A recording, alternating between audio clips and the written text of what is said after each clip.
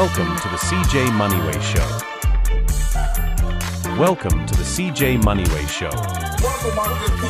Welcome to the CJ Moneyway Show. And I'm with your host. I don't want to be a teacher, but I went to school to be a teacher. And I ended up in a Title I school, which means at least 75% of my kids lived in poverty. And she said, they're kids. You need to be nicer. And I still didn't get it. And a short time after that, there was a young man who was late every day. I took him outside, gave him all kinds of crap. You can't be late. You'll never be successful. You'll never hold a job. And he's looking at his shoes. And he goes, you know, Miss Montgomery, I'm really sorry. He said, but last night I slept on my uncle's couch and I didn't understand the bus system. And I never know where I'm sleeping every night. And there I paused and I went, I'm yelling at a 14-year-old who's homeless. And that changed me. I realized that my job was not to just teach them subject matter, but I had to figure out what they were dealing with every day. You know, we had kids who were hungry. Who cares about homework if you're hungry? So, I realized what a brat I was and how much I worried about stuff that wasn't the least bit important. And so when you ask me about my students, I mean, I got better. I ended up teaching 20 years at the same school in South Phoenix. And teachers rarely see their students again. Yes, I taught a couple thousand kids probably. We rarely do. But some of them hit me up on Facebook. Some of them say nice things, which makes me want to cry. I forgot to ask you, my glasses glare. Would you prefer I remove them? No, you're good. Yeah, you're good, Ann. You're good. Okay. All right. Welcome to the CJ Moneyway Show in association with Believe Network, the podcast that brings you stories behind the success. Today we have with us a trailblazer for women in sports, one of the first female sportcasters on ESPN, author, and high school football referee, Anne Montgomery. Welcome to the show today, Anne. Well, thank you for inviting me, CJ. I'm happy to be here. I appreciate you coming on. So, Anne, let's start. Tell us a little bit about yourself and your background, and what inspired you to get into the world of sports? Like every kid who ever played a sport, I was going to be a star, right? Like every kid. But I was an ice dancer, and I was not good at all. But you know how you get that? I want a gold medal in the Olympics, or I want to be a pro, whatever. And I wasn't any good. I was way too big to be an ice dancer. You wouldn't want to lift me over your head, trust me. And so the bottom line was I got that desire to be an athlete. Like I started skating at 5, but I grew up in a rink where there were hockey players too. And so I learned to love hockey. And the bottom line is today I would play hockey. But in early 1970s, women weren't allowed to do that. Title IX hadn't been implemented yet. And so, I grew up loving to skate, and I skied and I swam. And so I enjoyed athletics. But when my mother stood up next to me and said, what do you want to be when you grow up? We have to pick a college for you. And I said, I want to be a sportscaster. She said, don't be ridiculous. I'm trying to have a serious conversation with you. Because quite honestly, there weren't any women sportscasters. It was a ridiculous dream. And the only reason I dreamed it was because I was in something called the broadcast crew in high school. And that meant we had a half-hour kind of radio show every morning. And we did announcements, and it was like, it was every day. And there were sports announcements. And one day, one of the hockey players came up to me because I was the statistician for the hockey team. And he said, would you read this on the news this morning? I'm sure. So when I went into to start the broadcast that morning, I took all the sports stories out of the basket because I thought they should all go together. And 5 minutes before we went on, all the boys started yelling at me. They said, you can't read sports. You're a girl.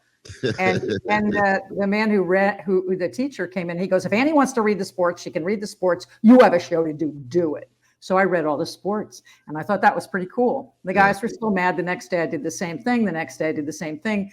And so they decided to embarrass me, and they decided to play theme music for me before I went on every day. And they played Mission Impossible.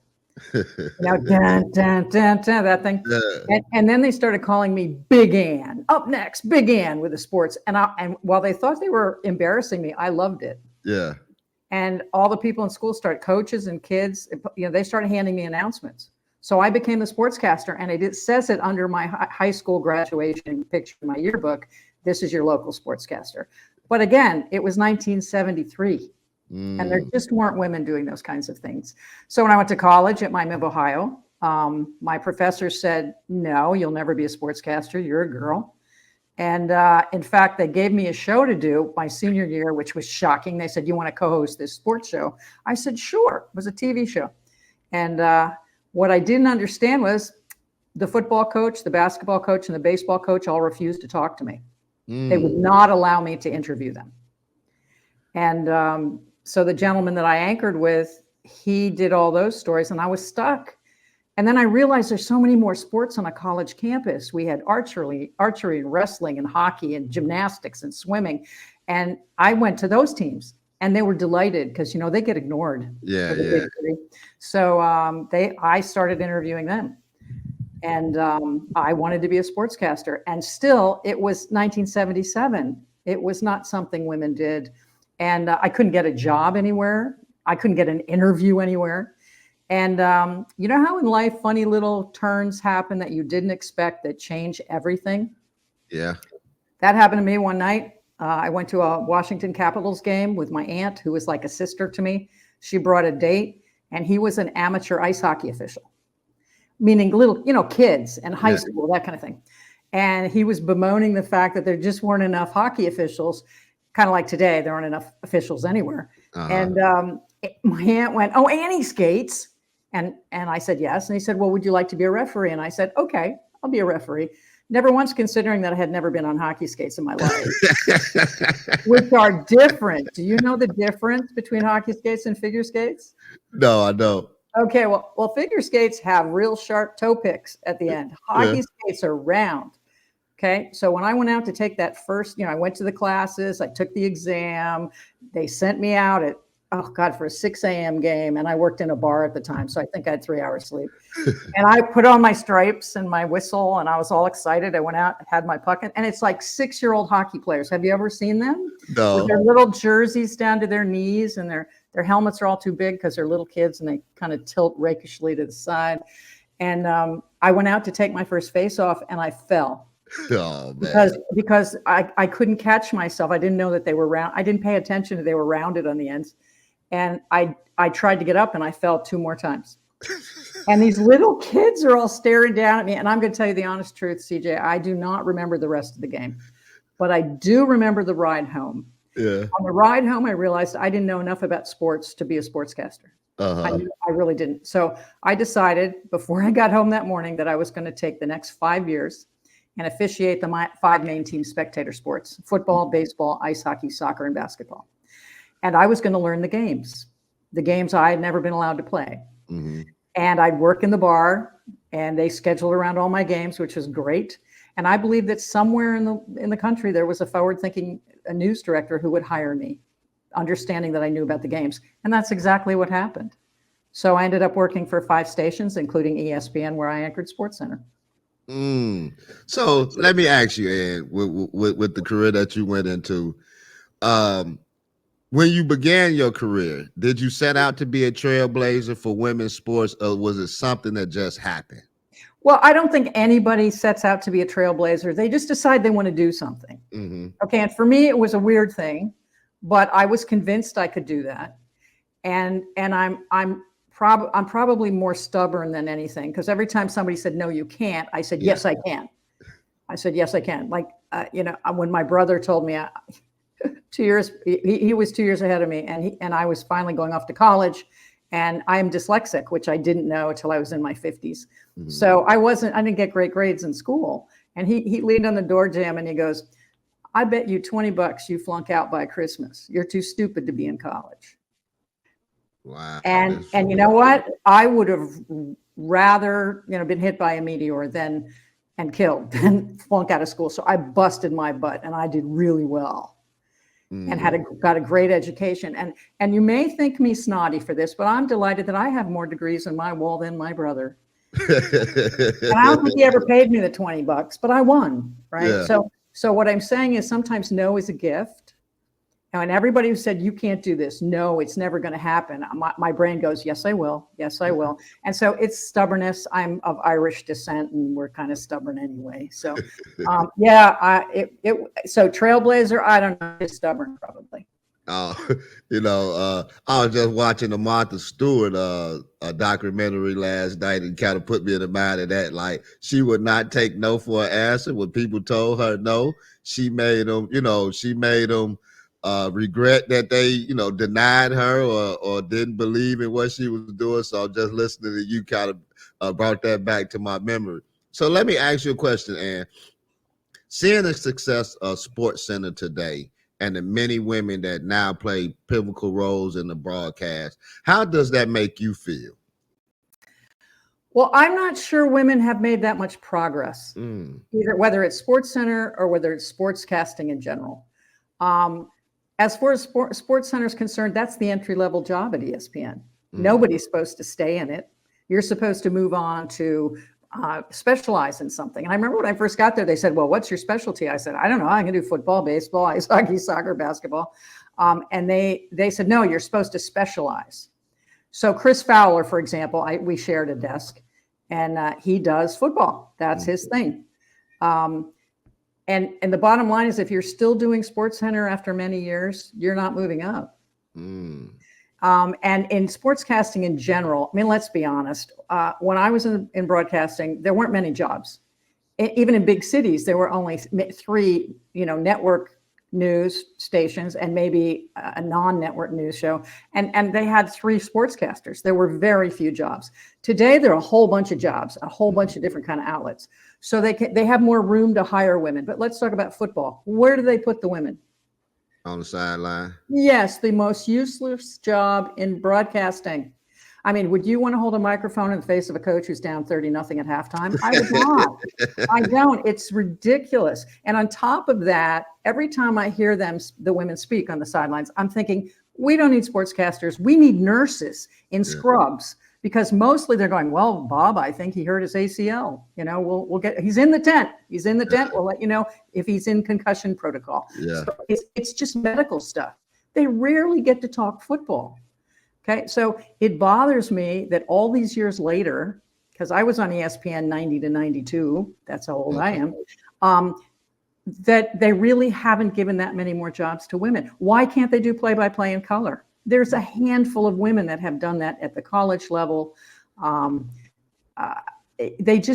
is it so impossible? So I don't think it's any better than it was when I was there. I'd like to think they're not as mean to the women. I know they hired me because it was equal opportunity employment, and you can't have a building that's 100% male. I get that. But I hope they hired me because I had skills. I'd worked at 3 stations before I got there. And I'll give you an example. I was on the Sports Center set one night, and mostly you get to see the highlights before you go on. A production assistant who's like an entry-level person brings you some highlights, and you look at it, and they give you a script, and then you write it in your own words, because we all have our own style. And so, but sometimes the game ends while you're on camera. And so one night this game ended, and in baseball, and this kid comes sliding in with the highlights, and the red camera light went on. And the first shot says, oh, a fan got hit with a foul tip in the front row at Wrigley Field. Now, I read that. That's wrong. That's impossible. But I didn't have time to fix it. And so I did all the highlights. And at the end of every Sports Center, there's something called a postmortem. And that means everybody involved in the show troops down to a big office. And there's a big giant table, and we all sit around the table. And we talk about what went well, what went poorly, and what can we do better. And so I went, Rich. That was the production assistant. I said, I have to talk to you about that first play. And he said, well, you mean the foul tip that hit the guy in the front row? I said, yeah, that can't happen. A foul tip cannot hit a guy in the front row, because a foul tip is a ball that goes from the bat to the catcher's glove. It's caught legally. It's a strike. And guess what? It's a live ball, which means if I've got a guy stealing home, he's got a right to do that. We can make a play there. So a guy in the front row can't get hit with that. He can, however, get hit with a foul ball, which is what? A dead ball. So that means the guy trying to steal home, he's got to come back. Yeah. And there's silence, like 12 guys sitting around the table. No one said a word. And the producer goes, is it that big a deal? I said, yes. And Rich, the production assistant, bolts up from his seat and goes, "You're nothing but a picky bitch." And I said, "No, no, no, no. I'm an umpire. Yeah. I'm an umpire. And I know the difference between a foul ball and a foul tip. And I guarantee you our viewers do, or they should. And we should care." Yeah. No one defended me. The next day I got called into my boss's office and ordered to apologize to Rich because I hurt his feelings. Wow. So that's what you was dealing with back Yeah. then. I'm like, why did you hire me if you didn't think I knew what I was talking about? Yeah. So Yeah. that kind of thing happened. Yeah. That I could imagine it, because it's like we say, it was a sport or a time where everything was dominated by men. As you say, as you alluded to today, it's still dominated by men as far as play-by-play announcers. As you were saying that, I was thinking, I only think of Doris Burke that does play-by-play analysis for the NBA. Yeah, and the only places women really can make inroads are as if they were athletes themselves. So if a woman played in the WNBA, she can be an announcer in the WNBA, and maybe those will be the women, like, because women play basketball. Yeah. Maybe the NBA will be better about that. But football, there aren't any. Now, if you're a gold medalist in ice skating or swimming in the Olympics, you can talk about those sports during the Olympic years. But they're not going to hire you to be a football analyst, probably. Yeah. So it's frustrating to me because I don't think it's really gotten all that much better. Yes, we see more women, but they're not giving them jobs that make them really have to think about sports at all. Yeah, like you say, they had a woman, as the commentator up front, but then you have all the professional or former basketball players that used to play, and then the questions being diverted to them to get a expertise, but they're just actually moderating, what's really taking place. Right. Like in football now, they let a woman sit at the end while the guys all talk shop. Yeah. She throws some questions out, but that's what bugs me. They pretend that look, we got a woman on the set at halftime of the NFL, but she's not doing a whole lot. Yeah. So I'd like to think it's better, but I don't think it is. Yeah, I appreciate your honesty and transparency, considering someone who actually been there and done that, opposed to somebody who's just on the outside looking in like myself, and somebody that actually done. And speaking of that, let's go here. And as one of the first women in this space, what was it like for yourself to be a studio host for the Phoenix Suns back in the day? That was my last TV job, and it was great fun.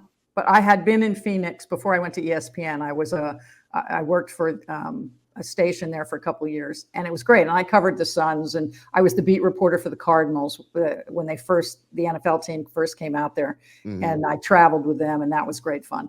I liked covering the Suns, but it was just a part-time gig. I just did it during the season.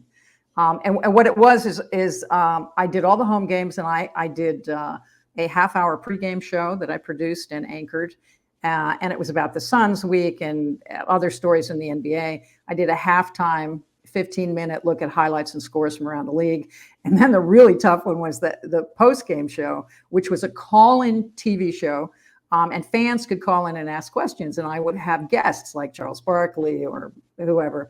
And the problem is we didn't have a delay button. Like in radio stations, they have a delay button. If you swear or say something bad, they can stop it, but they couldn't do this with my show. So the problem was that people could call up and say anything. And a lot of people hated me because there weren't women doing that back then. So they felt it was not my place to be there. There was this big kerfuffle because people got upset that I called Charles Barkley Chuck. And I'm like, he didn't care. Why do you care? But the worst one is one woman called up one night, and we're waiting for a question. And I'm sitting there with Joe Klein. I don't know if you remember Joe Klein. Really tall, center, redheaded guy. I know what you're talking about. And he's sitting there with me. And this lady goes, I just want to tell you, Anne Montgomery, that I hate you, that you're horrible, and you shouldn't be on TV. Who do you think you are? And I froze. I froze on camera, and I'm like, I didn't know what to do. And you know, I got when years later, I might have said something funny and they would have hung up, but everybody was so shocked they didn't hang up on her. So she's haranguing me. And Joe Klein, I will be forever grateful to him. He leaned over, he put his arm around me, goes, "That's okay, Annie. We all love you." And I'm like, "Oh, thank you." I mean, because for some reason, a lot of people, you know, felt I didn't belong. And I have to tell you something, as an official, as a football official, I've had women come at me and go, "Who do you think you are out here on this football team?" I'm like, "Well, I'm the referee. You can obviously tell." And they thought I didn't belong there. And it's funny, you know, I mentioned officiating, and I never quit officiating until 2019. And if you had told me after I finally got my job in TV that I would remain an official, I would have said, "You're crazy." But I ended up doing baseball for about 25 years, and I did football for 40.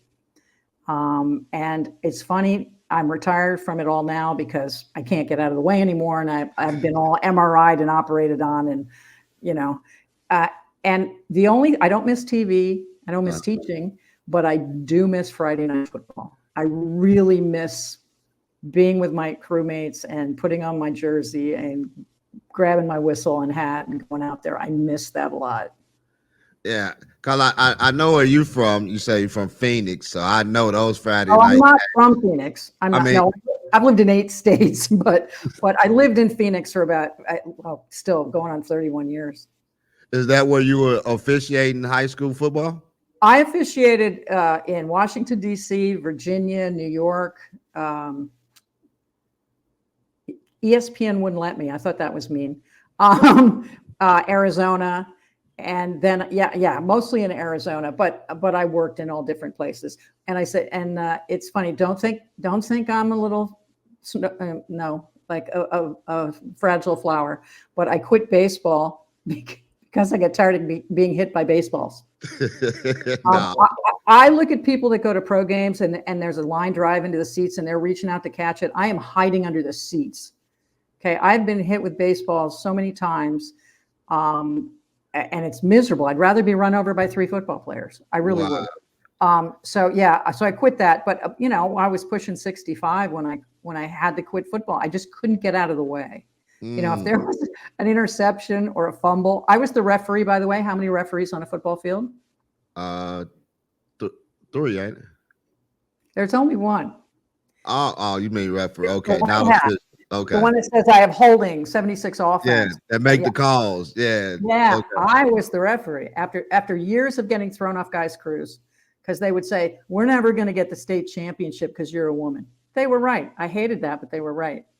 And so one day they said, "Anybody who wants to start a new crew, be a referee." It was a meeting of about 350 men. I don't know if there might have been another woman in there. And I said, "Screw it." And I stood up and I said, "I'd like to be a referee. If you want to be on my crew, I'll be in that corner over there after the meeting." And of course, not many guys came over because they knew they wouldn't get big games with me. I mean, I got big games, but I never got the state championship or a lot of playoffs or anything. And I'm a damn good official. Yeah, I might say. So, but I did find for the first time in my life that I was on a team because some of the men stayed on my crew for 12, 13 years.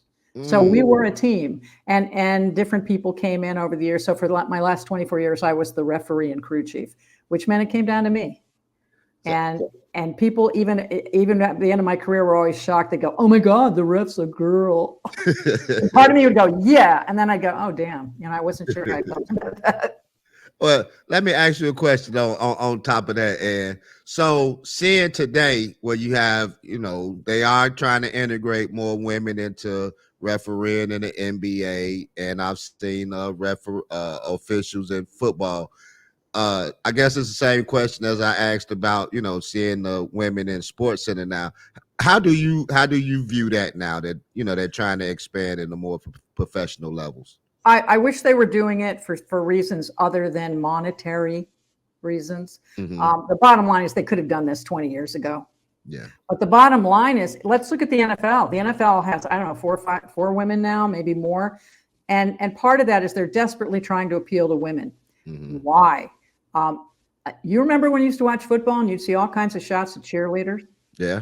You don't see that anymore, do you? Yeah, especially I can never forget the Dallas Cowboys and the Laker girls. Right, but they don't dress like that anymore. And if you see a shot, it's very brief. Why? In the NFL, they know that over 50% of the money spent on their merchandise is spent by women. They're buying hats and jerseys and stuff for their husbands, their sons. So women are spending a whole lot of money on NFL merch.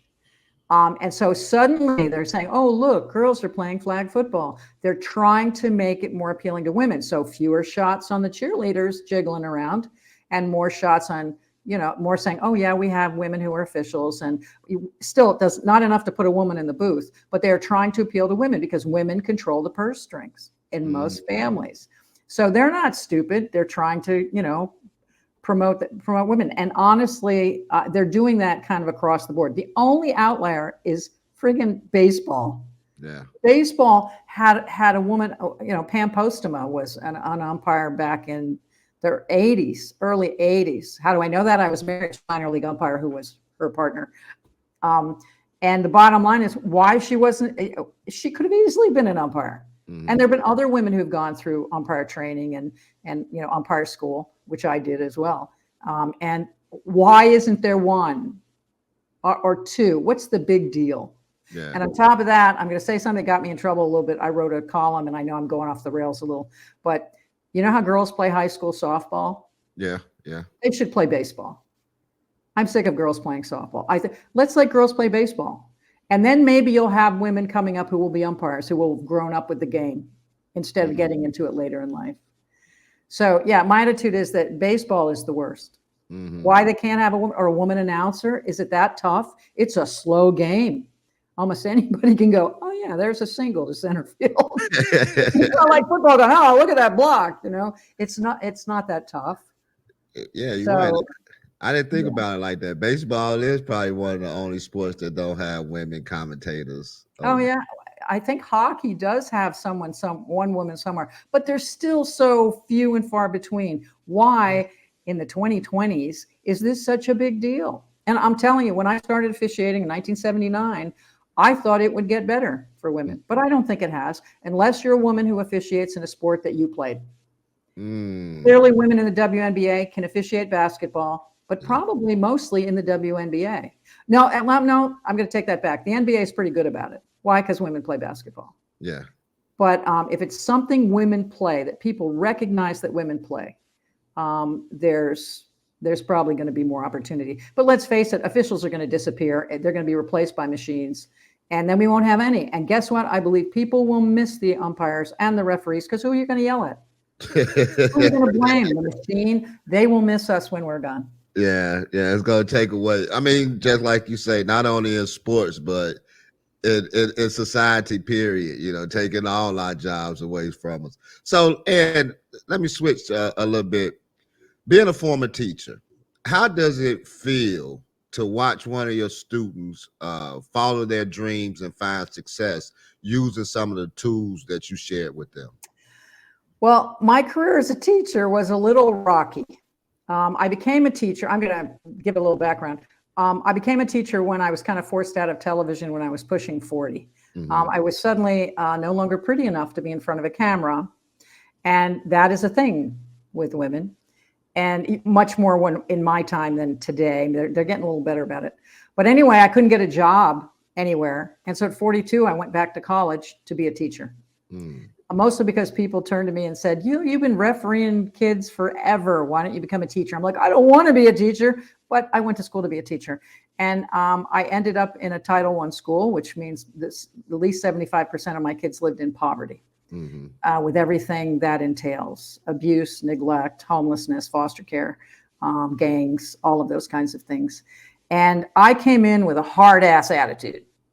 Okay. Because I'd been in a newsroom, right? If you're not on time, if you're not in your seat when the red light goes on, your seat is empty on live television, right? And so I treated them like they were grown-ups. And my kids produced a TV show, and one day they did a horrible show. It was terrible. No one made their deadlines. It was embarrassing. And I read them the riot act. and there's silence in the classroom, and suddenly this little girl stood up. She goes, "We don't need you. We don't like you. We're leaving." And every kid in that class walked out. Wow. Every kid. And I was so confused. I'm thinking, but I'm trying to help them. I'm trying to help them be successful in life. And I stood in front of that classroom and I cried. I'm like, I've been through football and live TV and baseball. And I didn't cry. I'm crying in front of an empty classroom. And a couple days later, another teacher took me aside and she goes, have you ever considered being nicer? I said, what do you mean nicer? I said, there's no nice in a newsroom. There's no nice on a football field. You just do your job. And she said, they're kids. You need to be nicer. And I still didn't get it. And a short time after that, there was a young man who was late every day. I took him outside, gave him all kinds of crap. You can't be late. You'll never be successful. You'll never hold a job. And he's looking at his shoes and he goes, Miss Montgomery, I'm really sorry. He said, but last night I slept on my uncle's couch and I didn't understand the bus system and I never know where I'm sleeping every night. And there I paused and I went, I'm yelling at a 14-year-old who's homeless. And that changed me. I realized that my job was not to just teach them subject matter, but I had to figure out what they were dealing with every day. We had kids who were hungry. Yeah. Who cares about homework if you're hungry? So, I realized what a brat I was and how much I worried about stuff that wasn't the least bit important. And so when you asked me about my students, I got better. I ended up teaching 20 years at the same school in South Phoenix. And teachers rarely see their students again. Yes, I taught a couple thousand kids probably. We rarely do. But some of them hit me up on Facebook. Some of them say nice things, which makes me want to cry. And in the middle of all that, I wasn't able to have any children of my own, which bothered me when I was much younger. And it turns out I ended up being a foster mom. I put my phone number on the board at the end of the year because I worried about the kids for 10 weeks off. Will they eat? What will happen? And one kid called me. And I knew something was wrong, but he wouldn't tell me what it was. And I said, I'll see you in the fall, Brandon. I'll put you in my class again. They could take my classes over and over. And he said, okay. And then school started and he didn't show up. A couple of weeks went by. I called. His number was disconnected. And then he called me. He goes, Miss Montgomery, I'm hungry. I said, what do you mean you're hungry? And he said, well, I'm in foster care and they lock up all the food in the morning and they won't feed me lunch because they said they never got the paperwork and I'm hungry and I'm pissed. I'm so glad there were no students in my classroom. I said, I'm going to call you back. And I'm marching around my classroom swearing like a sailor. And that teacher who told me to be nicer, she goes, what's wrong? And I told her. And she said, oh, if it bothers you so much, why don't you call foster care and say he can come and live with you? I said, don't be ridiculous. I'm 55 years old. I've never had any children. I'm not a mother. And she said, then quit complaining. Well, I ended up with 4 kids. They were all my students. 2 were my legal foster kids. The other ones just decided I was mom. And they are now all in their 20s, successful. I'm very proud of them. And now I'm a grandma. I have a 7-year-old grandson named Adrian. So bottom line is, how I told you about those little funny things in life that happen where your life changes course. If they hadn't decided I was too old for TV, I wouldn't have become a teacher and I wouldn't be a mom. Yeah. That's funny. Wow. That's amazing. That's a hard touching story right there. That's even better than what tools did you share with them, to find success. It's something that drew even though you was a hard butt, I'm pretty sure half of my students hate me and half of them love me. Yeah. Okay. But I will say this, my youngest son, who's now 27, is autistic, mildly autistic. His biological family gave him up and they said he'd never be anything. And when he graduated from high school, we invited them. And they told him as soon as he graduated from high school that he should declare that he's disabled so the government will pay for him for the rest of his life. Mm-hmm. I said, no, that doesn't make sense. He went to Arizona State University and graduated. No special help. He now works for the Veterans Administration as a nutritionist, where he he helps decide what the patients eat every day that's good for their health and their medications. He climbs mountains. My partner and I were scuba divers, and he's my one kid who scuba dives. And this is a kid who everybody said would be nothing. And at his graduation party from Arizona State, I said, "What do you want on your birthday, on your graduation cake?" And he goes, "I wanted to say, congratulations, Troy, one of the 3%." And I knew what that meant. Only 3% of kids in foster care ever graduate from college. And so that's what it said. Congratulations, Troy, one of the 3%. Wow, I like that. Say the devil is a lie. The devil is a lie. Wow, that's amazing. So, and I only have a few more questions for you, and because this has been good, I'm glad that you opened up a lot of doors, a lot of insight for some things. So, you're also an accomplished author. Yep. You've written several books. Could you tell us about some of them, especially, I guess, one of the last ones you wrote, The Scent of Rain? Actually, The Scent of Rain was in the middle. Okay. And let me say here, it shocks people, I do not write about sports at all. Okay. I write about societal issues, and that probably came from my students. I wrote The Scent of Rain is about a girl in a religious cult. And in Arizona, where I lived, we had this horrible religious cult where the prophet married 80 women, including and 12 and 13-year-old girls. And it was a real place. So I went up there pretending I didn't know what it was and put on my reporter's hat and basically wandered around. And all the women wear prairie dresses, and there's no internet, TV, newspaper, radio. They weren't allowed to have any contact with the outside world. It was really screwed up. And their prophet now is in prison. Mm-hmm. But I wrote about what it would be like for a 16-year-old girl in that world. But I write about things like I wrote about The Castle is about a serial rapist, because I had students who were raped. I kids in foster care. I also write about environmental issues. But my most recent book, which came out in June, on June 6th of this year, which was the 80th anniversary of D-Day, is about a man who was inducted into the Army in 1943, mm-hmm. and he was placed in the Graves Registration Service. Do you know what they did, those soldiers? No, I don't. Their job was to locate, identify, and bury the dead. Mm. Now, you've never heard of them, have you? No. Everybody always says, "Well, I never thought about that." The bottom line is, where do the bodies go? Bud was at Normandy on D-Day. He was there D-Day.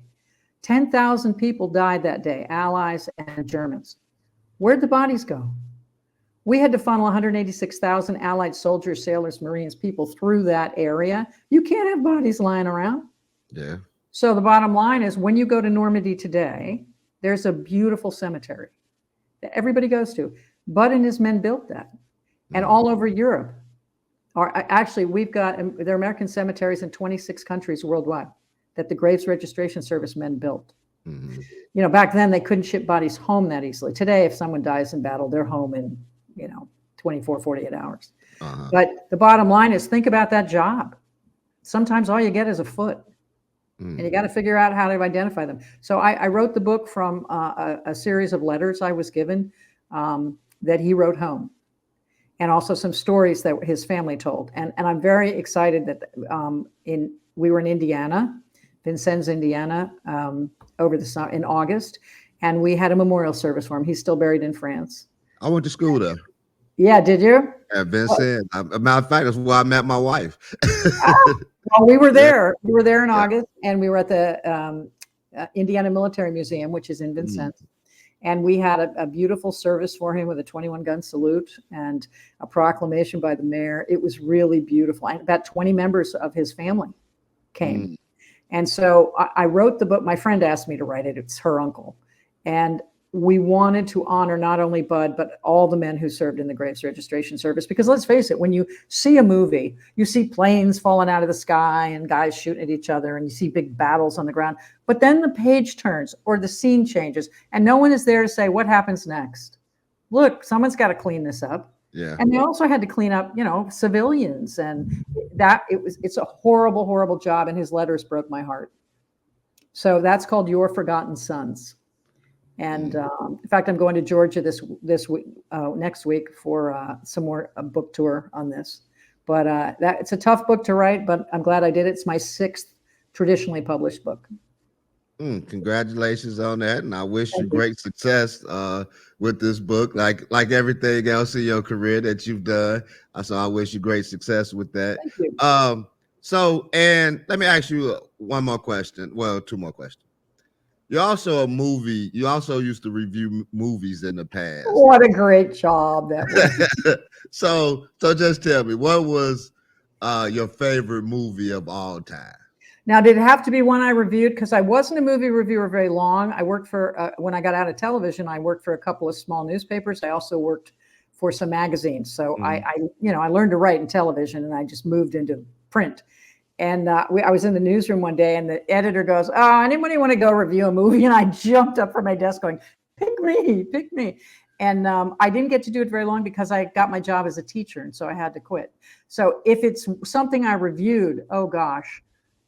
No, just any movie. Yeah, just since you're the movie creator and movie's your thing. What's your favorite movie of all time? Forrest Gump.